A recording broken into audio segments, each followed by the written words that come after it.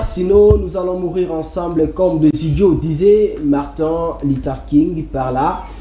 On veut parler de l'unité au sein de l'opposition. Messieurs et dames, vous le savez, l'autre fois, l'opposition congolaise s'était réunie au niveau de la CENCO pour faire cette déclaration commune en ce qui concerne cette idée du président Tshisekedi de changer in extremis la constitution de la République démocratique du Congo. Cette opposition voulait dire l'autre fois séparé où chacun prenait sa position selon ses intérêts. Aujourd'hui, unis, est-ce que cette unité est une véracité qui peut apporter quelque chose de positif dans la façon de faire de l'opposition, pouvant peut-être coincer le pouvoir en place? Des questions qui méritent d'être posées. On en parle dans cette émission, messieurs et dames. On va revenir aussi sur la guerre entre l'église catholique et les régimes. Vous savez, le cardinal Fridolin Ambongo, devant la jeunesse, avait critiqué les régimes en ce qui concerne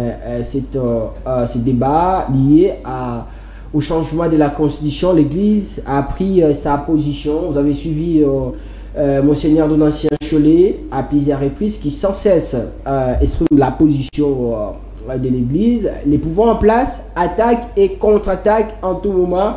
Le président Tshisekedi lui-même l'a fait au niveau des calémies, même si il n'a pas cité vraisemblablement le nom du cardinal Ambongo, mais partant de ce qu'il avait dit, certainement, les gens pouvaient comprendre qu'il s'adressait, il parlait au cardinal sans pourtant oublier les secrétaires de l'UDPS, Augustin Kapouya, qui lui aussi ne cesse de continuer avec la sensibilisation de cette idée du changement de la constitution sans pourtant oublier la première ministre, les comportements de ces trois-là.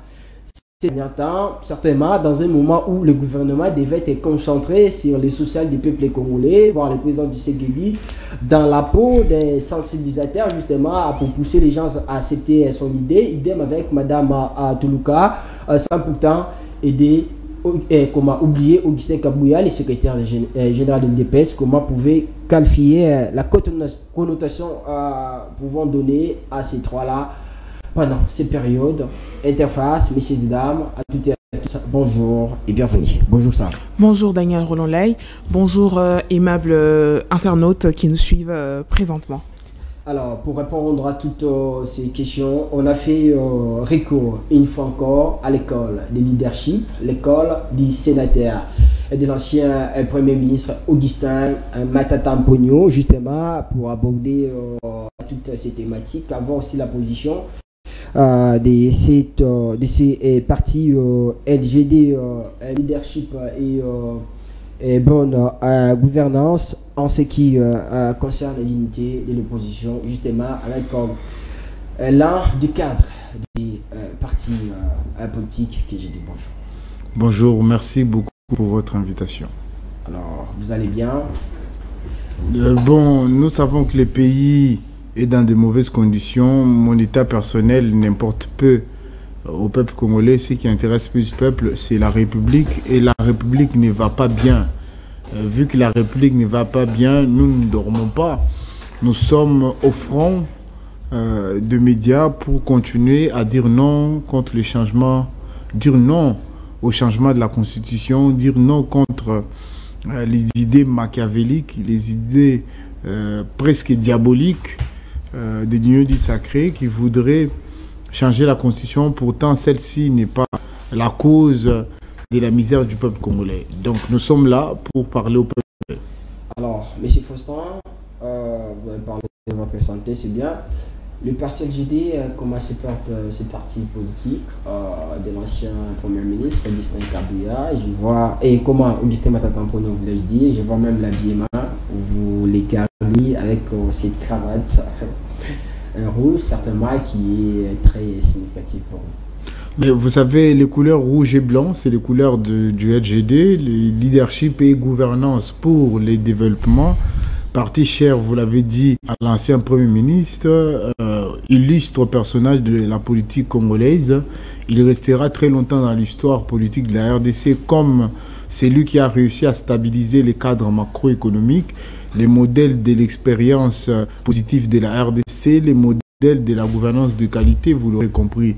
Depuis lui, jusqu'à ce jour, il n'y a pas eu d'autres premiers ministres qui ont pu battre le record Matata. Donc il tient les records de la bonne gouvernance et du leadership de qualité, vous l'aurez compris. C'est comme ça, c'est dans cette logique-là que nous gardons cette image positive de la RDC qu'il insuffle et dont la vision qu'il porte continue à implémenter à travers le LGD, Leadership et Gouvernance pour le Développement. Alors il a fait ce qu'il a fait, même aujourd'hui beaucoup les critiques. D'ailleurs, quand il avait fait ses révélations liées à la vente de cet avion, Anoïti Nengapeta, si je ne me trompe pas, l'un des avions que la RDC avait acheté à l'époque de l'honorable Matata Mponyo, aujourd'hui le professeur Matata, il a parlé de ça à l'hémicycle, on parlait que cet avion, on l'a vendu à 11 000 $, alors que c'était acheté dans 11 millions, si je ne me trompe pas, comme ça. Est-ce qu'au vu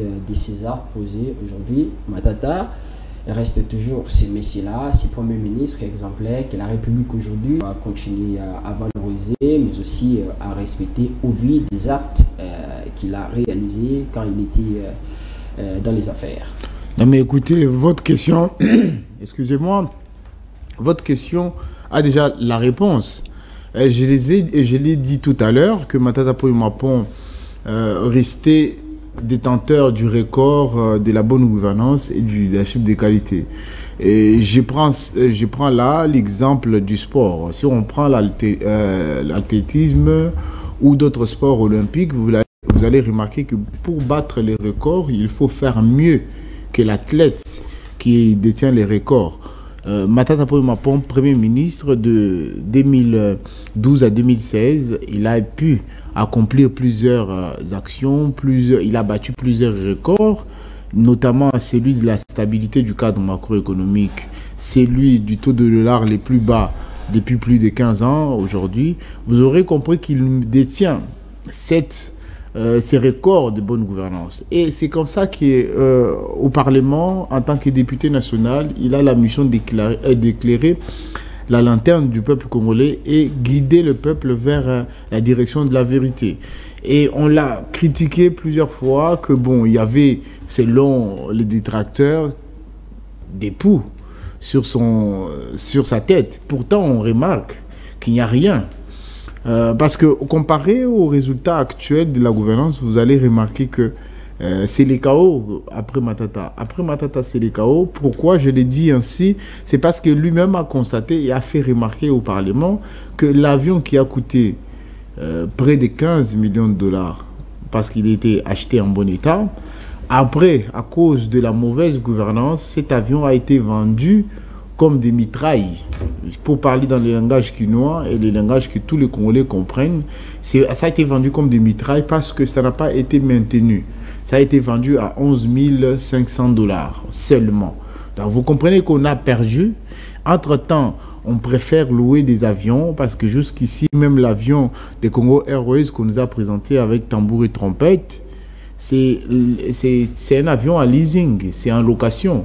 Donc chaque mois, nous payons pour utiliser cet avion-là. Donc vous comprenez que les pays ne peuvent pas être dans une logique du trompe-l'œil. On fait les choses juste pour avoir les caméras et publier les images et continuer à mentir à la population pendant que la réalité est que Congo Airways est en faillite. Il n'y a pas d'avion. Et pourtant, les avions que Matata Ponyo Mapon avait laissés sont cloués à l'aéroport et il y a un qui est à Malte. Et à Malte, il manque juste l'argent à payer pour récupérer cet avion parce que cet avion était parti en entretien. Donc vous comprenez que c'est la mauvaise gouvernance que nous décrions et la mauvaise gouvernance qui est le cheval de bataille de notre parti politique Leadership et Gouvernance pour le Développement qui fait en sorte que si nous ne rectifions pas les tirs, notre pays va aller de mal en pis. Donc, Matata Ponyo Mapon est dans son rôle de député national. Il a dénoncé cette mauvaise gouvernance que tous les Congolais constatent. Mais des fois, on est en train de s'habituer à mépriser ou à diminuer la gravité de certaines situations dans le pays parce qu'on veut se donner une idée que le président de la République, Félix Antoine Tshisekedi Tshilombo, pour ne pas le citer, serait animé d'une certaine bonne volonté. Donc, on est en train de diminuer la gravité de certaines situations. C'est comme ça que la voix du peuple que nous portons, que Matata porte, et à travers son parti politique, nous continuons à diffuser cette voix du peuple, veut que nous puissions être sérieux et être rigoureux avec ceux qui nous gouvernent. C'est dans cette optique-là que la démarche de Matata Pongi s'inscrit au Parlement pour que le peuple puisse être géré avec une certaine qualité et avec une certaine hauteur aussi. Est-ce une république sérieuse doit être gérée avec la bonne volonté d'un président de la République ou bien avec obligabilité de ces présidents de bien faire les choses? Parce qu'aujourd'hui, on parle de la bonne volonté, on dit le président a la bonne foi, il a la bonne volonté, ça donne l'impression comme si la bonne volonté, c'est aussi un principe de la gestion. Non mais écoutez, ça c'est de pratiques fallacieuses en communication. Je ne vois pas pourquoi la bonne volonté serait une qualité. Vous savez, ce qui compte dans l'action, dans la vie en général et dans la vie politique en particulier, c'est les résultats. Vous pouvez tout dire, vous pouvez tout faire, mais si au final, les résultats de vos dires, de vos actions et de vos actes n'est pas satisfaisant pour le peuple, donc vous n'avez rien fait, donc vous n'êtes pas compétent. Comme disait l'ancien président chinois Mao, qu'il soit blanc ou noir, l'essentiel c'est les résultats. Alors, vous avez compris que vous avez cité un éminent leader qui a impacté ce monde, Mao, pour ne pas le citer. Il a pu relever la Chine justement parce qu'il a implémenté le leadership et la gouvernance de qualité. Donc vous comprenez que le Congo n'est pas attaché au problème de volonté. Non, vous pouvez avoir, selon certains, la plus mauvaise volonté. Mais si cette mauvaise volonté, entre guillemets, selon certains détracteurs, produirait des résultats intéressants, c'est ce qui compte. Les résultats qui comptent, c'est celles qui permettent à ce que le pays puisse avancer. Donc, vous n'allez pas nous dire que vous êtes animé d'une bonne volonté pendant que vos actes, vos mots, vos paroles aboutissent à des actions non satisfaisantes. Donc, bonne volonté, ce n'est pas une qualité. Ce qui est une qualité, c'est la rigueur, le sérieux dans le travail. La ponctualité aussi, c'est une valeur. Donc, vous comprenez que vous pouvez être animé de toute forme de volonté qu'on qualifierait de bonne ou mauvaise. Ce qui est essentiel, c'est de pouvoir obtenir des résultats. Et le seul aujourd'hui qui a pu obtenir des résultats satisfaisants pour le peuple jusqu'ici, c'est Matata Pongi. Mais cette sérieuxité, mais aussi cette rigueur émane de la bonne volonté, Monsieur Faustin. Donc, on ne va pas faire un cours de philosophie, nous ne sommes pas en train de philosopher, nous sommes justement en train de constater ce qui est résultat de ce qui peut être appelé bonne volonté. Vous savez, on peut prendre le temps de philosopher sur c'est quoi la bonne volonté, et je pense que nous aurons peut-être les codes satisfaisants en cours de philosophie, mais ce qui est essentiel pour le peuple congolais, c'est de voir que les actions, que ça émane d'une certaine volonté qu'on qualifierait de bonnes ou de mauvaises volontés, tant que le résultat satisfait les attentes du peuple congolais, c'est ce qui importe. Ce qui importe, ce n'est pas dire non, moi j'ai une bonne volonté. Personne n'a une mauvaise volonté pour ce pays. Toute action pour la République part toujours d'une certaine volonté qu'on pourrait qualifier de bonne volonté. Donc vous comprenez que dire à tue-tête que j'ai une bonne volonté, mais vous n'obtenez pas de résultats, à quoi ça sert d'avoir cette bonne volonté, cette fameuse bonne volonté, si les résultats traduisent plutôt une mauvaise qualité de gouvernance. Donc vous comprenez que bonne volonté, on peut philosopher comme on veut, mais ce n'est pas ce qui intéresse le peuple congolais. Alors pour revenir sur cette affaire concernant les avions et autres, vous avez dit que les avions que nous possédons sont plutôt des engins de location. Alors, mais pourtant, il y a le ministre Jean-Lucien Bousset qui se bat énormément pour qu'il y ait au moins l'arrivée de certains avions. Ça fait 6 ans qu'ils sont en train de se battre. Il a fallu 2 ans à Matata Pongi de doter la République de 4 avions. 2 ans. Ça fait 6 ans qu'ils ont la présidence, la primature, et ils contrôlent même le Parlement aujourd'hui. Donc vous comprenez qu'ils peuvent dire qu'ils sont en train de se battre. Depuis qu'ils étaient en train de se battre, ils n'ont pas gagné du tout. Hein. Donc ils peuvent. Le peuple congolais est arrivé au niveau où il ne se contente plus de mots et des paroles. On ne peut plus juste dire, bon, il y a quelqu'un qui s'est battu quelque part. Il s'est battu pourquoi? Était la parole. Pour louer. Non, mais écoutez, la parole, on a assez de paroles. Il faut passer des paroles aux actes. S'il n'y a pas des actes, la parole ne vaut rien. Mais on a besoin du temps aussi. Mais écoutez, le temps, il faut le gérer. Le temps, il faut savoir planifier pour gérer le temps.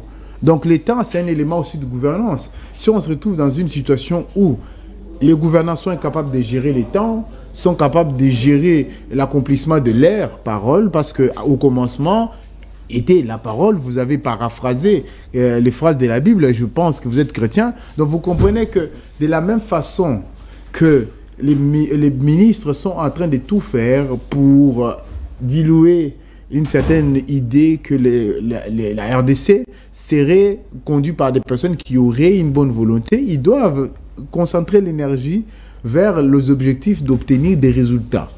Tant qu'il n'y a pas de résultats, tout ce qui est fait avant ne sert à rien. Alors, tant qu'il n'y a pas de résultats, tout ce qui est fait dit bien, ou bien dit bien, ça ne sert à rien. Avant d'aborder cette question de l'unité de l'opposition, quand on parle de la bonne volonté, est-ce que la Respublica, on peut dire aussi, on peut comparer la bonne volonté à la bonne manière de faire les choses, ou bien au leadership, on peut dire, être leader, c'est avoir cette bonne volonté. Non, mais vous savez, j'ai l'impression que je suis dans mon cours de philosophie aujourd'hui sur ces plateaux. Écoutez, on peut bien vouloir. En fait, je vois la démarche. La démarche, c'est de pouvoir trouver encore et encore les excuses au président Félix Antoine Tshisekedi Tshilombo. Il n'a pas des excuses. On ne doit pas lui trouver des excuses.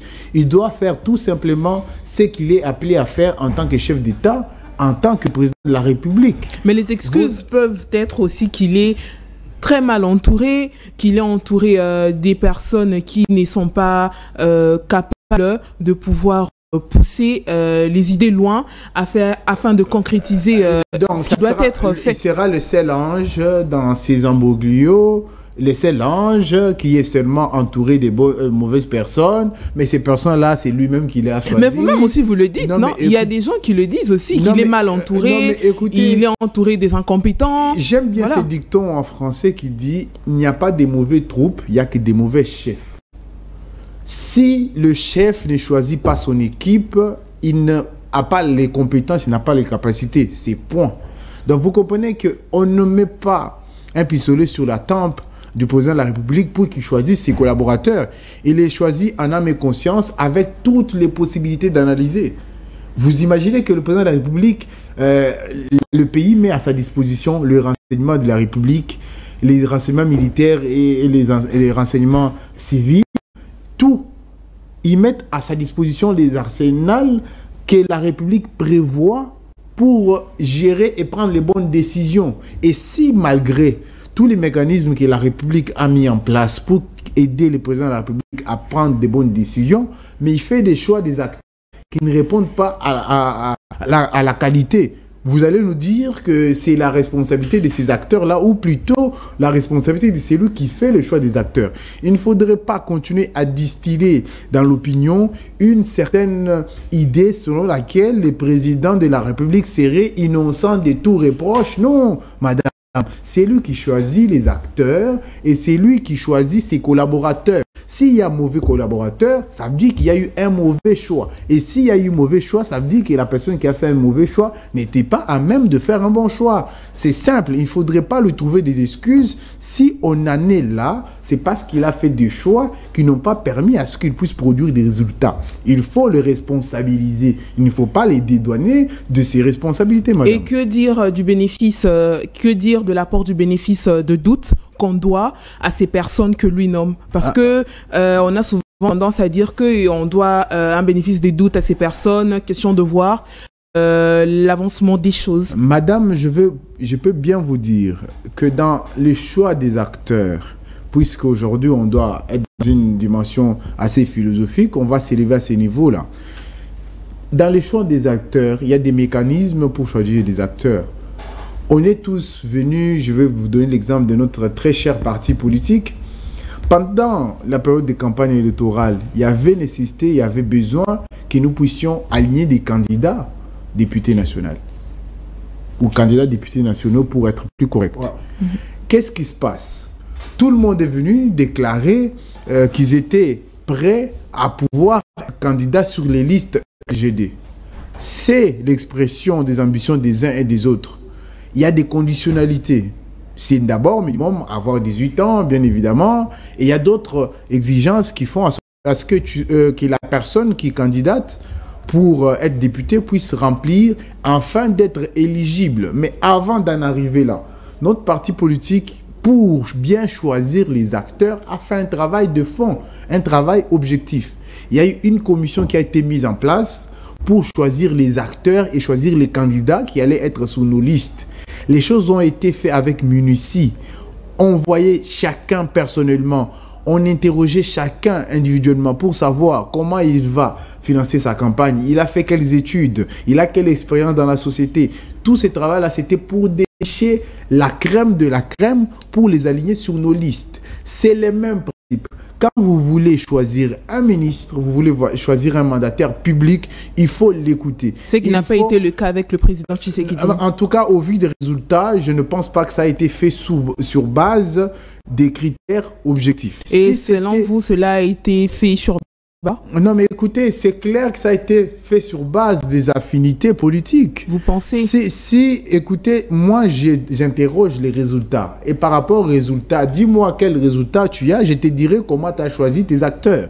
Moi, je vous ai expliqué que notre parti politique fait un travail de fond avec, au quotidien, sa tête, Franklin Tchiani, secrétaire général, il met des mécanismes en place pour faire en sorte que les choix des acteurs soient faits sur base d'une certaine rationalité.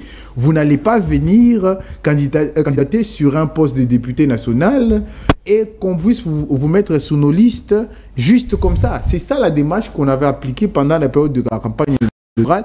Et en tout cas, à tous les niveaux, il y a ces mécanismes qui est mis en place pour justement permettre à ce que nous puissions dénicher la crème de la crème. C'est ça le travail que le parti politique LGD fait. C'est ça que nous sommes prêts à gouverner. Nous sommes prêts à gouverner pas pour tâtonner comme le président Félix Antoine Tshisekedi Tshilombo, mais plutôt pour mettre les acteurs, les bons acteurs à leur place. C'est ça le travail qui devrait être fait dans le fond, puisque nous voulons gouverner demain. Nous sommes prêts à gouverner avec ces mécanismes. Donc, si le président de la République n'a pas de résultats, il ne faut pas dire que ce sont ses collaborateurs, il faut plutôt dire que c'est les choix qu'il a fait qui conduisent aux mauvais résultats que nous avons aujourd'hui. Alors, on va parler des unités de l'opposition. L'autre fois, le président Tshisekedi qualifiait cette opposition d'une opposition APT en lingala pour signifier qu'il y a une opposition faible. Aujourd'hui, cette opposition est réunie. Cette opposition a fait cette déclaration justement pour démontrer au président Tshisekedi qu'elle n'est pas d'accord avec sa démarche, sa manière de faire les choses vis-à-vis de ces débats liés au changement de la Constitution.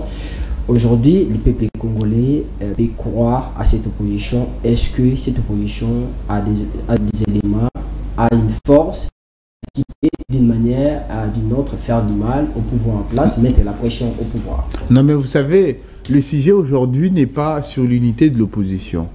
L'opposition est unie. L'opposition est en train de construire son unité. La question aujourd'hui, c'est dire non au changement de la Constitution.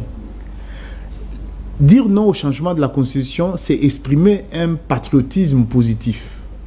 Si vous êtes patriote aujourd'hui, vous devriez dire non au changement de la Constitution. Parce que la République, la protection de cette République, c'est la responsabilité de tous les citoyens congolais. Puisque c'est la responsabilité de tous les citoyens congolais, si nécessaire, il faut s'inscrire dans une démarche d'unité des partis politiques, ces règlements de l'opposition. C'est dans cette optique-là que le LGD, notre parti politique, a vu la nécessité de pouvoir unir les forces autour de l'objectif qui est d'empêcher Félix Antoine Tshisekedi Tshilombo d'échanger la Constitution. Donc la question, ce n'est pas l'initiative propre à notre parti. Nous sommes dans une dynamique de pouvoir réunir toutes les forces vives de la République pour dire non au changement de la Constitution.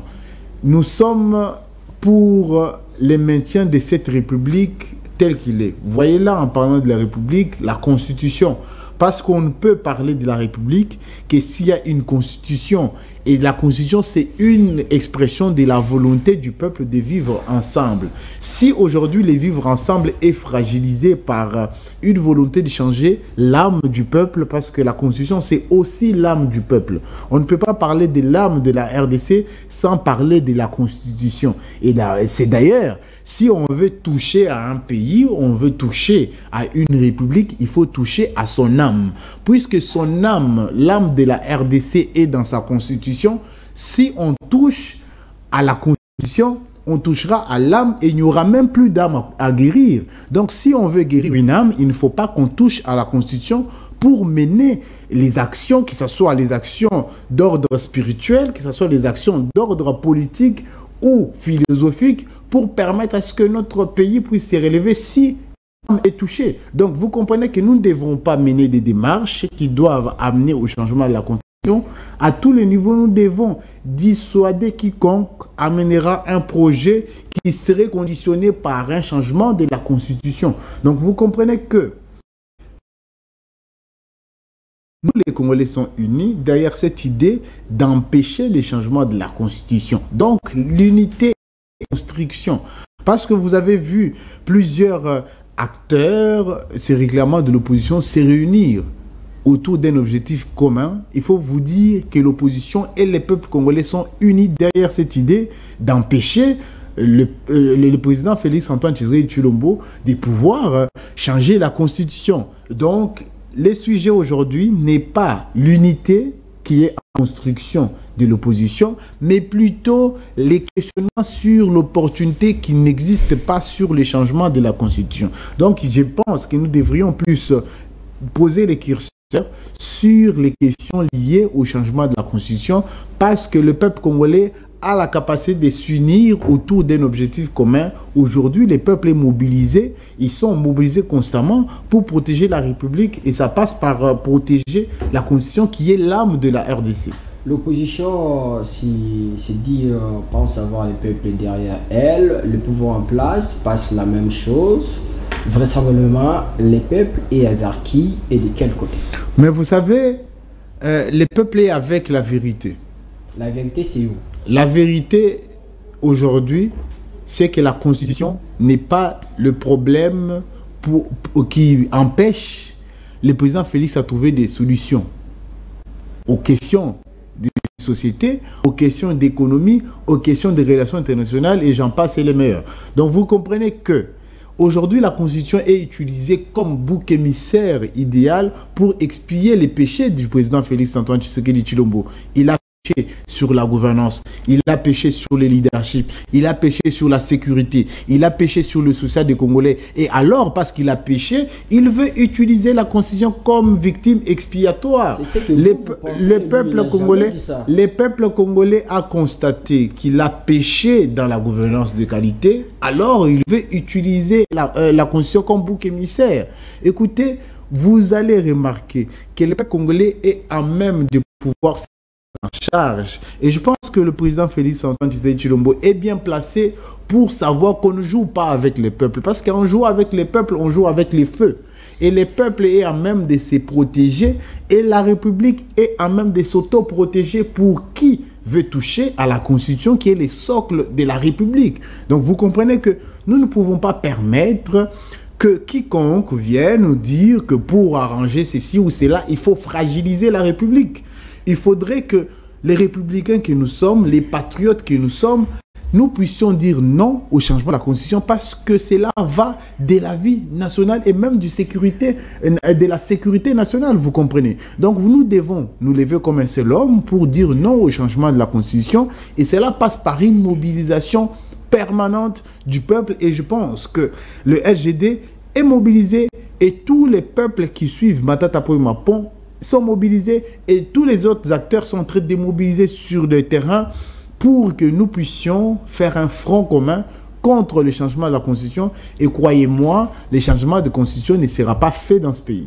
Vous parlez de la mobilisation, on dit que depuis l'UDPS a quitté et maintenant au pouvoir, l'opposition n'a plus cette capacité-là à démobiliser. Vous pensez que l'actuelle opposition est capable de mobiliser, s'il faut faire des descentes sur le terrain, cette opposition a des capacités de les faire? Mais je ne sais pas pourquoi vous vous obstinez à pouvoir mettre en avant ces arguments fallacieux de l'union dite sacrée.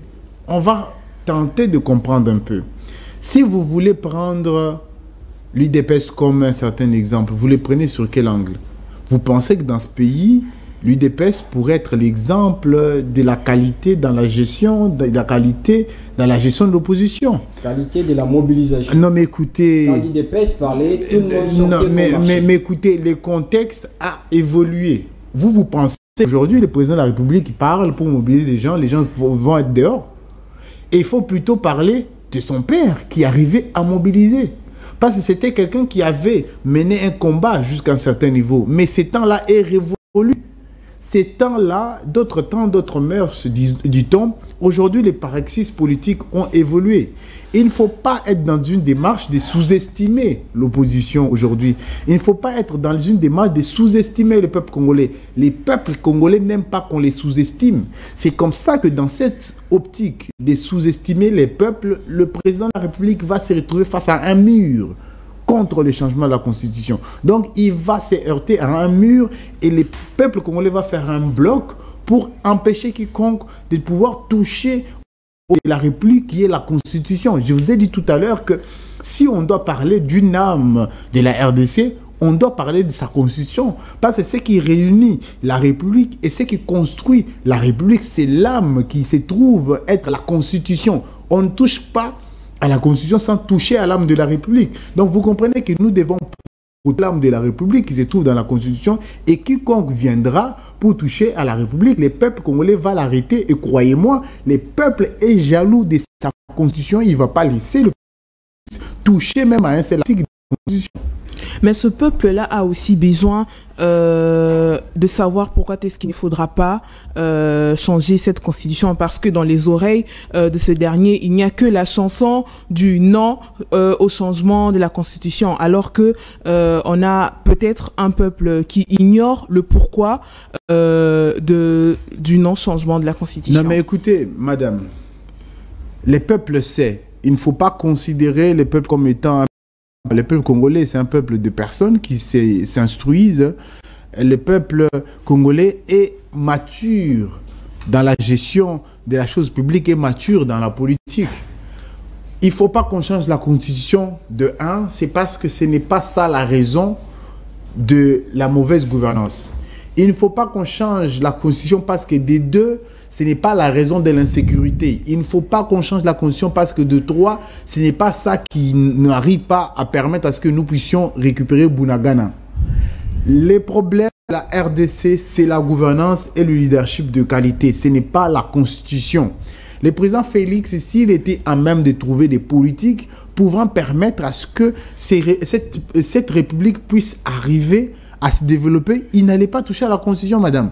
Je vous rappelle qu'il y a plusieurs pays au monde qui n'ont même pas de constitution du tout. Mais ces pays-là ne trouvent pas des excuses pour justifier l'incompétence. Non, la Grande-Bretagne ne trouve pas des excuses pour justifier les compétences de la mégestion et du détournement des deniers publics. Donc vous comprenez que le président Félix devrait, au lieu de faire une fuite en avant, dire au peuple congolais, vous m'avez fait confiance sur base des idées que je n'ai pas appliquées, je m'excuse, je dépose les tabliers, je démissionne. C'est aussi une option qui est sur sa table parce qu'il n'est pas en mesure de gouverner. Les pays aujourd'hui dans une situation telle que la République est au bord du chaos.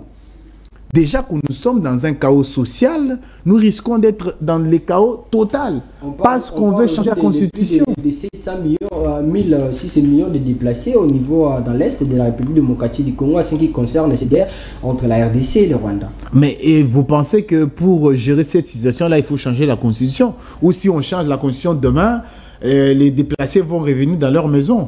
Vous pensez? Est-ce que vous n'arrivez pas, ou soit parce que vous devez tenir le rôle de votre métier, vous ne voulez pas comprendre que la raison pour laquelle le président de la République est en train d'aller à tue-tête, répéter dans toutes les villes de la RDC et faire même dire au gouverneur qu'à l'unité, ils soutiendraient cette démarche. C'est quand même aberrant que le président puisse concentrer plusieurs efforts et même engager plusieurs fonds dans une campagne médiatique de changement de la Constitution pendant qu'il pouvait allouer ses budgets à d'autres affaires qui pouvaient aider le peuple congolais. Vous pensez qu'aujourd'hui, le peuple a besoin d'entendre à tue-tête que nous voulons changer la Constitution? Vous pensez réellement? Vous pensez que le peuple n'a pas envie de marcher dans des routes de Kinshasa qui n'ont pas d'eau? Aujourd'hui, partout où vous partez, vous ne pouvez pas mettre un pied parce qu'il y a l'eau partout. Vous pensez que le peuple n'a pas comme priorité de pouvoir gérer les routes. Le peuple n'a pas comme priorité de pouvoir se sécuriser. Le peuple n'a pas comme priorité de pouvoir savoir que Bunagana est reprise. Ou la priorité du peuple, c'est changer la Constitution. Alors, vous avez parlé d'une chose qui m'a beaucoup plus tiqué, la maturité du peuple. Comment prouvez-vous cette maturité? Est-ce qu'aujourd'hui, on peut aussi voir une foule très déterminée à pouvoir ou à vouloir marcher contre le changement de la Constitution? Déjà, est-ce que nous avons une population vraiment réceptive? Mais je vais vous dire, madame, peut-être pour choquer ceux qui nous suivent, ce qui libère un peuple, ce n'est pas la foule. C'est la détermination d'un seul homme.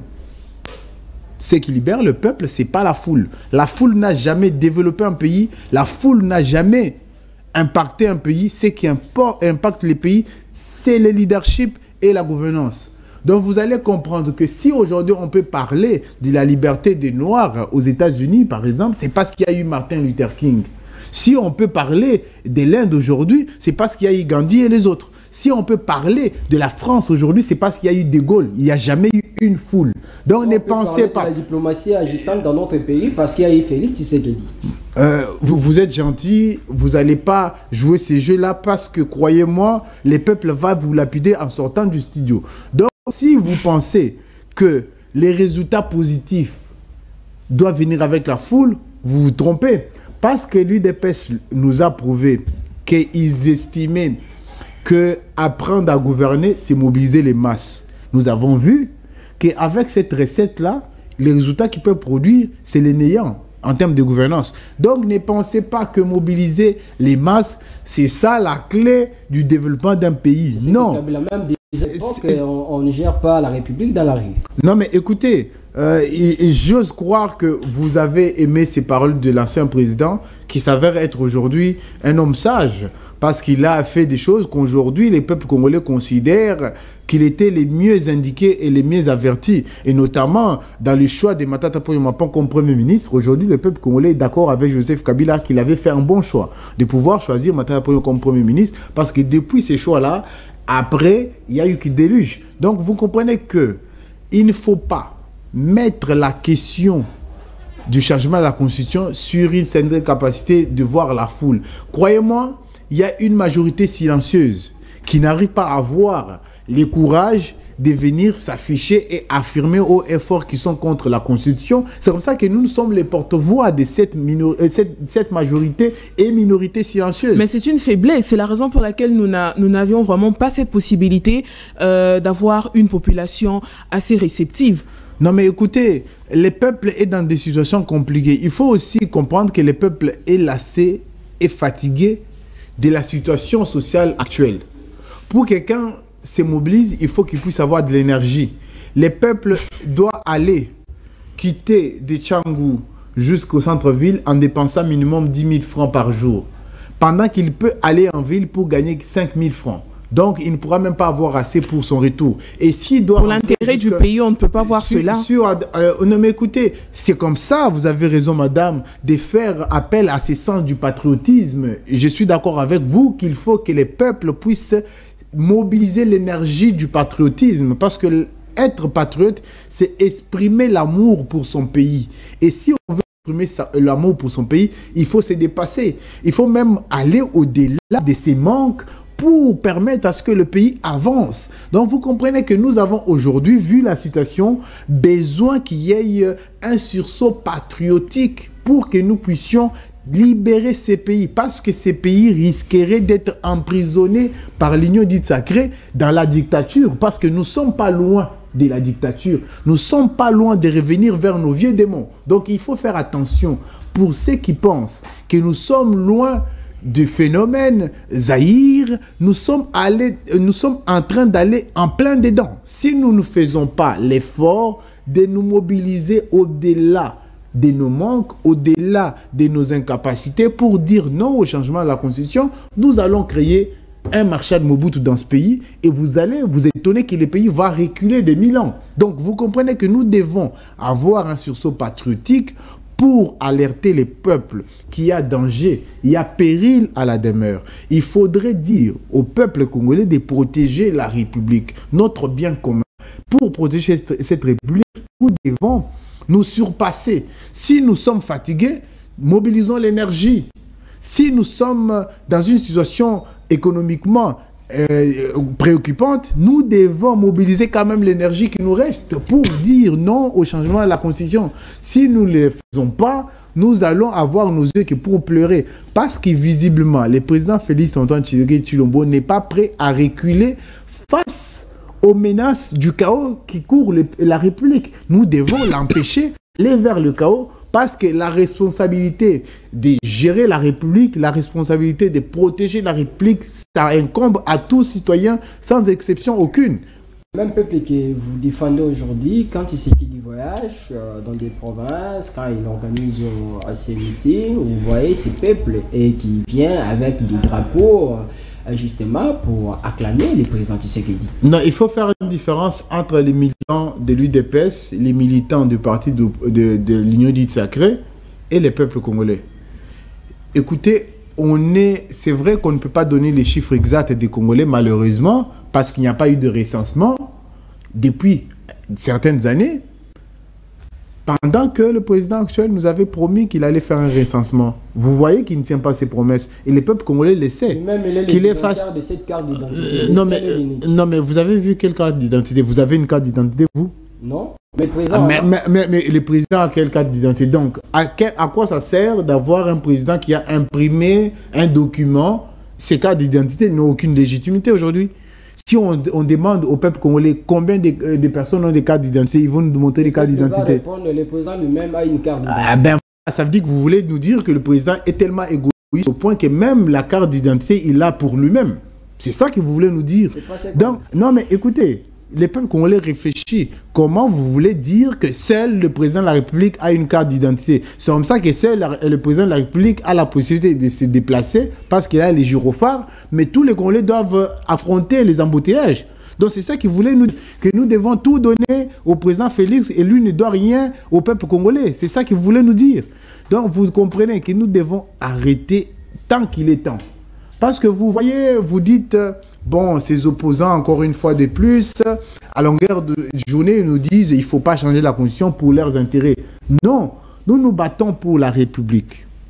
Puisque la République a la capacité même de s'auto-protéger, nous déclencherons les mécanismes d'autoprotection de la République à travers les actions des rues, à travers ce que nous faisons aujourd'hui sur votre plateau, parler au peuple. Donc vous comprenez que nous sommes déterminés à empêcher le changement de la Constitution et nous n'allons pas reculer. Et de la même façon, avec un ton menaçant, l'Union dite sacrée est en train de menacer les peuples congolais. Nous allons mettre un mur contre les changements de Constitution. Croyez-moi, le peuple est fort, le peuple est debout, le peuple va empêcher les changements de la Constitution. Et croyez-moi, vous allez voir que le peuple a la capacité de se mobiliser, le peuple a la capacité de s'unir. Et ne négligez pas la force du peuple. Je répète encore, ne négligez pas la force du peuple. Et le président de la République est bien placé pour le savoir parce qu'autrefois, avant qu'il puisse s'élever contre le peuple, il a prétendu une fois parler au nom du peuple. Et vous comprenez qu'il connaît très bien la colère du peuple. Il connaît très bien comment le peuple peut surgir comme un lion pour pouvoir empêcher quiconque touche à la République. La République, c'est le bien commun. La République doit être protégée et toutes les forces vives doivent protéger la République. Alors, on doit aborder cette question, cette guéguerre, je ne sais pas s'il faut l'appeler ainsi, entre l'Église catholique et les pouvoirs en place ces derniers temps, cette guerre médiatique. En tout moment, le cardinal qui a parlé, à un moment, Monseigneur Donatien Cholet avait émis son avis concernant la position de l'Église vis-à-vis du changement de la Constitution, et le président Tshisekedi qui a répliqué, sans oublier même Augustin Kabouya, le secrétaire général de l'IDPS, qui a aussi parlé pour répliquer aux propos tenus par les cardinal Ambongo devant la jeunesse congolaise. Comment pouvez-vous analyser cette situation entre l'Église et le régime en place? Non mais écoutez, le président de la République risque de se mettre à dos tous les Congolais. Or, comment? S'il continue avec ces démarches de changement de constitution, il se mettra à dos tous les Congolais. Parce que je ne pense pas que Augustin Kabouya, pour ne pas le citer, a la capacité de pouvoir répondre à tous les Congolais en même temps. Il va s'essouffler. Croyez-moi, il faudrait faire attention face à ceux qui veulent mettre le feu à la République. Il faut faire attention aux pyromanes. Et cette démarche de changement de constitution est purement pyromaniaque. Parce que les gens veulent, ils sont fascinés par les feux, ils veulent avoir les feux. Croyez-moi, nous allons empêcher qu'on mette les feux à la République. La République est très chère aux Congolais. Nous voulons notre pays uni, fort, solidaire et développé. Nous ne voulons pas du feu au pays. C'est comme ça que nous savons pertinemment que les ennemis de la RDC voudraient qu'on change la constitution pour que nous puissions nous retrouver à couteau tiré. Il faut protéger la République, il faut maintenir unie cette République. Et croyez-moi, la République va s'auto-protéger. Vous allez faire la guerre aujourd'hui à l'Église catholique. Vous allez faire la guerre à Dieu. Vous allez faire la guerre à ceux qui ne croient pas en Dieu. Vous allez faire la guerre à ceux qui croient mais ils n'assument pas. Vous allez faire la guerre à tout le monde. Finalement, vous pensez que face à tous les peuples congolais, un seul homme peut être en mesure de résister. Vous pensez? L'Église catholique est dans son rôle de pouvoir être au milieu du village. Dire qu'il y a les choses qui ne vont pas, il y a les choses qui doivent changer, il y a les choses qui doivent s'améliorer. Et croyez-moi, il ne faudrait pas que nous puissions penser qu'il faut tirer à boulet rouge sur les hommes d'église et oublier même qu'ils sont les représentants de Dieu. Il faudrait quand même garder un sens du respect pour ce qui est sacré. Si le cardinal, de par ses fonctions de chef d'église catholique, prend la parole pour parler au nez de la jeunesse, je pense qu'il est bien placé pour le dire. Il ne faudrait pas que nous puissions les entraîner dans nos querelles politiciennes pendant qu'il fait que le travail que Dieu l'a confié, c'est-à-dire veiller sur les peuples congolais selon le pouvoir qui lui ont été conférés aussi. Donc vous comprenez que nous devons faire attention. Si nous commençons à attaquer tout le monde, même attaquer Dieu, il y a danger. Nous devons protéger la République contre l'ignominie. Nous devons protéger la République contre les pratiques qui pourront amener beaucoup de conséquences. Est-ce que l'Église ne devrait-elle pas rester dans sa mission ecclésiastique? Non mais écoutez, c'est quoi la mission ecclésiastique de l'Église? Gagner les âmes. Gagner les âmes, vous pensez que c'est la seule mission? Peut-être. Non, mais vous ne me dites pas peut-être. Si vous affirmez que c'est ça la mission, j'ai cru entendre que vous étiez chrétien. C'est ce que pensent les pouvoirs. Non, mais écoutez... Vous suivez le président lui-même, ça donne vous avez cité Augustin Kabouya, vous pensez que c'est un bon penseur? Vous pensez que Augustin Kabouya c'est un bon penseur? C'est un chrétien. C'est un chrétien, vous croyez? Un chrétien qui veut changer la constitution. Tout bon chrétien aujourd'hui ne peut pas soutenir une démarche de changement de constitution. Tout bon chrétien. Mais pourquoi confondre la chrétienté à la politique? Non mais écoutez, c'est une expression de foi. Nous sommes dans un pays laïque. Celui qui veut être chrétien peut l'être. Celui qui ne peut pas être chrétien peut l'être. Celui qui ne veut pas être du tout croyant peut l'être aussi. On est dans un pays laïque. Mais pourquoi aujourd'hui la question des catholiques, des chrétiens, des protestants est sur la table? Parce que la politique a voulu instrumentaliser les églises. La preuve, on voit les scénarios où aujourd'hui on dit que le président de la République ne donne pas sa dîme. On le voit venir à l'église pour donner sa dîme. Donc vous comprenez, il ne faut pas toujours voir l'église catholique, il faut aussi voir de l'autre côté, il faut être équilibré. Donc vous voyez qu'on est dans une situation où l'église, c'est juste aussi un milieu d'expression des opinions. Au-delà, quand je parle d'église, je parle des communautés, pour rester beaucoup plus circonscriptions où les communautés des cultes musulmans, les communautés des cultes chrétiennes, communautés des cultes bouddhistes et j'en passe, tout le monde a le droit d'avoir une opinion politique. Tout le monde a le droit de faire de la politique. Tout le monde a le droit de s'exprimer sur ce qui concerne le public. Il ne faudrait pas que les catholiques n'ont pas le droit de dire qu'il ne faut pas changer la constitution. Il ne faut pas penser que les peuples congolais qui prient à Philadelphie, à Parole du Salut et ailleurs, ne sont pas dans le droit de dire qu'il ne faut pas changer la constitution parce qu'ils vivent dans une république. Et si vous êtes chrétien, vous allez peut-être identifier un verset qui dit qu'il faut prier pour les pays où vous êtes menés en captivité, parce que votre bonheur en dépend. Vous êtes chrétien, vous avez vu le verset. Donc vous comprenez que nous devons prier pour le pays. Et si on prie pour le pays, il faut dire non au changement de la Constitution. Et je le répète, un bon chrétien aujourd'hui ne peut pas vouloir qu'on change la Constitution. Tous ces pasteurs-là qui sont d'accord avec les présidents, ça veut dire que ce ne sont pas des bons chrétiens. Mais écoutez, quand il s'agit des pasteurs, vous savez que dans ce pays, il y a beaucoup de questions à se poser. Alors certaines pensent au niveau du pouvoir en place que le cardinal Ambongo, qui barbare en tout moment pour condamner les pouvoirs, il est allé au Rwanda. Et c'est là il devait aussi prendre courage dans son homélie pour dénoncer ces comportements de Rwanda à travers les 1-23, ce qui se passe dans l'Est de la République démocratique du Congo. Il n'a pas fait là-bas, alors qu'ici, il prend les temps quand même de dénoncer la gouvernance du pouvoir en place. Non, mais on ne peut pas être dans une posture où on impose les mots à un Congolais. C'est de la dictature. Vous voulez qu'on puisse imposer les mots, les paroles, les phrases au cardinal? Il est libre de parler de ce qu'il veut. Il est libre de prendre position comme il le veut. Vous voulez la dictature, ou si vous avez une opinion, vous devez dire que telle dame ou telle autre personne doit forcément porter les mots, vos mots, et commencer à faire le perroquet. Non. Le cardinal est libre de pouvoir choisir ses mots. Il est libre de circuler là où il veut. Il est libre d'aller à Massissi, à Goma, au Rwanda, en Arabie Saoudite. Il est libre d'aller partout parce que c'est un citoyen avant tout. Vous voulez quoi? Vous voulez qu'il puisse se dire, bon, je ne pars pas telle part. Vous voulez interdire, vous pensez qu'au Rwanda, il n'y a pas de Congolais là-bas? En ce moment, vous pensez qu'au Rwanda, il n'y a pas de Congolais?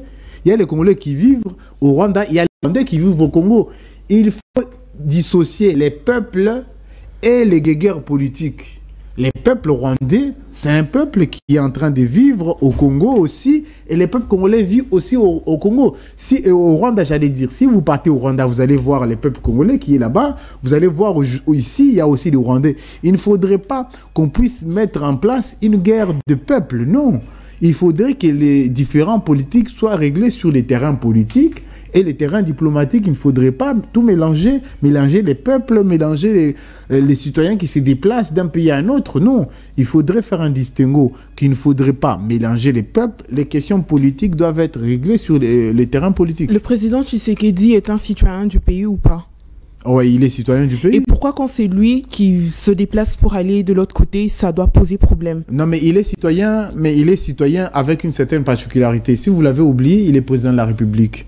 En tant que président de la République, il ne jouit pas de toutes les libertés des citoyens. La preuve, il doit être sécurisé. La preuve passe, on doit lui laisser la route.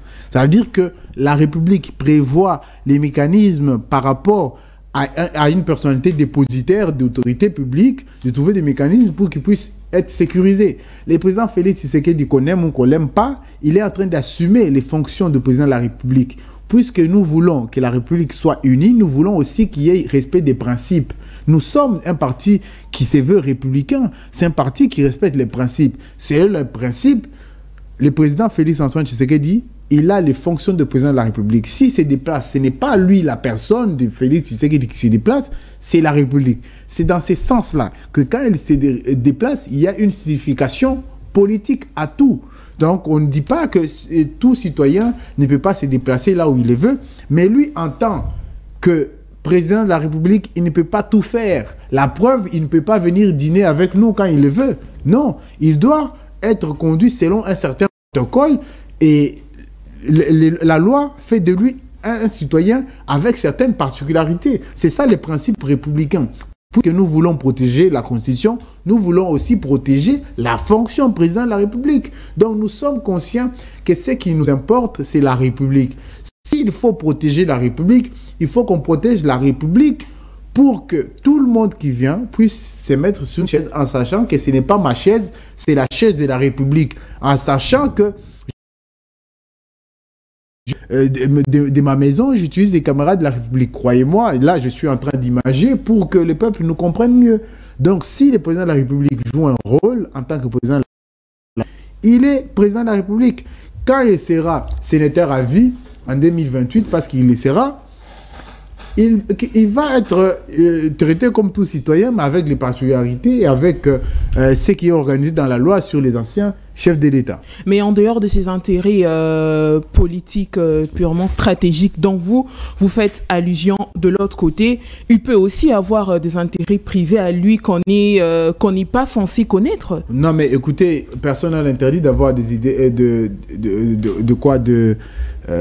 des intérêts particuliers ou des intérêts privés. Il a les droits de les avoir. Mais pourquoi faire alors ce parallélisme en disant qu'il n'a pas le droit que tout citoyen a et autres? Non, mais écoutez, vous comprenez, c'est simple. Vous n'allez pas demander au président de la République d'aller au Rwanda pour des intérêts privés. Pourquoi il doit avoir des intérêts privés au Rwanda? Surtout en ce moment. Mais on n'est pas censé connaître tout ce qu'il fait. Évidemment. Là où il part. Évidemment, il a la liberté. On est sur les principes. Sur les principes que tout Congolais, tout citoyen a le droit d'aller où il veut, quand il veut, tant qu'il est dans la légalité. Vous pouvez prendre un visa, aller au Rwanda, personne ne va vous l'interdire. Vous pouvez prendre un visa, aller à Dubaï, personne ne va vous interdire. Vous pouvez prendre un visa, aller à France, personne ne va vous interdire. C'est ça les principes. Mais sur les autres aspects stratégiques, c'est par rapport aux fonctions, c'est par rapport à beaucoup d'autres choses qui ne sont pas forcément illégales, mais plutôt d'ordre moral ou d'ordre des décisions personnelles. S'il a les droits, il a les droits d'aller au Rwanda s'il les veut, comme le cardinal a les droits d'aller au Rwanda. Mais nous voulons que nous ne puissions pas associer ou mettre le peuple rwandais contre le peuple congolais. Ce que nous devons faire, c'est gagner la bataille sur les terrains politiques, gagner la bataille sur les terrains militaires aussi. Il ne faudrait pas trouver des boucs émissaires et aujourd'hui, on veut bouc émissériser le cardinal. Alors, que pensez-vous du comportement de Augustin Kabouya, Judith et Tshisekedi sur le changement de la Constitution? Est-ce que ces derniers temps, est-ce que ce n'est pas une façon pour eux de pouvoir faire une campagne électorale? Non, mais écoutez, c'est très tôt pour parler d'une campagne électorale, mais c'est une liberté. Mais on peut parler d'une campagne électorale autrement. La campagne électorale, on ne peut pas seulement attendre cette période pour le faire. Non, mais vous avez raison. Les hommes prévoyants préparent les élections 2028 déjà. Mais s'ils sont dans une logique de préparer les élections, ça veut dire qu'ils n'ont pas le temps de s'occuper du peuple. Déjà, ces mandats, ils en font quoi? Pourquoi ils vont aller se préparer pour aller demander un autre mandat pendant que, sauf pour le président de la République, bien sûr, parce qu'il n'a plus les droits. Donc, et ils peuvent être députés, ils peuvent être candidats à président de la République s'ils les veulent.